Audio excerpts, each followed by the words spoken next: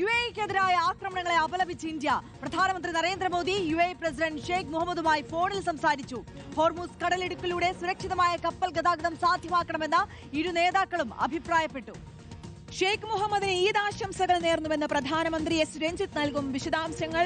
രഞ്ജിത്ത്, കഴിഞ്ഞ ദിവസങ്ങളിലടക്കം യുഎഇക്കെതിരായ ഗൾഫ് രാജ്യങ്ങൾക്കെതിരെ ആക്രമണം തുടരുകയാണ്. ഈ സാഹചര്യത്തിലെ ഈ ഫോൺ സംഭാഷണം എത്രത്തോളം നിർണായകമാണ്? എന്തൊക്കെ കാര്യങ്ങളാണ് ഇരു നേതാക്കളും സംസാരിച്ചത്? തീർച്ചയായും രണ്ടാഴ്ച പിന്നിട്ടിട്ടും അതിശക്തമായ ആക്രമണമാണ് ഇറാന്റെ ഭാഗത്ത് നിന്ന് യുഎഇക്കെതിരെ ഉണ്ടാകുന്നത്. ഈ ആക്രമണങ്ങളൊക്കെ ശക്തമായി പ്രതിരോധിക്കാൻ കഴിയുന്നുണ്ടെങ്കിലും ഇന്നും തുടർച്ചയായ ആക്രമണങ്ങൾ ഇറാന്റെ ഭാഗത്ത് നിന്നുണ്ടായി. ഈ ഒരു സാഹചര്യത്തിലാണ് UAE president Sheikh Muhammad bin Zayed Al നഹ്യാനുമായി ഇന്ത്യൻ പ്രധാനമന്ത്രി നരേന്ദ്രമോദി ടെലിഫോണിൽ ചർച്ച നടത്തിയത്.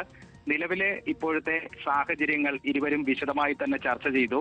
നിലവിലെ സാഹചര്യങ്ങൾ വിശദമായി വിലയിരുത്തുകയും ചെയ്തു. ഒപ്പം തന്നെ ഏറ്റവും പ്രധാന പ്രതിസന്ധി എന്ന് പറയുന്നത് ഇപ്പോൾ ഹോർമൂസ് കടലിടുക്കിലൂടെയുള്ള സുരക്ഷിതമായ കപ്പൽ ഗതാഗതം സാധ്യമാകാത്തതാണ്. അതിന്റെ ഒരു സാഹചര്യം ഇരു ഭരണാധികാരികളും വളരെ വിശദമായി തന്നെ വിലയിരുത്തി.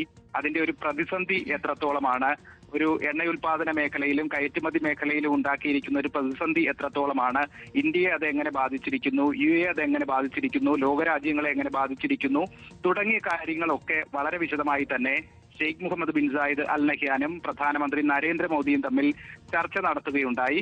ഒപ്പം തന്നെ ഇരുവരും ഒരുമിച്ച് ആവശ്യപ്പെട്ടിരിക്കുന്ന ഒരു കാര്യമെന്ന് പറയുന്നത് ഹോർമൂസ് കടലിടുക്കിലൂടെ സുരക്ഷിതമായ കപ്പൽ ഗതാഗതം സാധ്യമാക്കണം.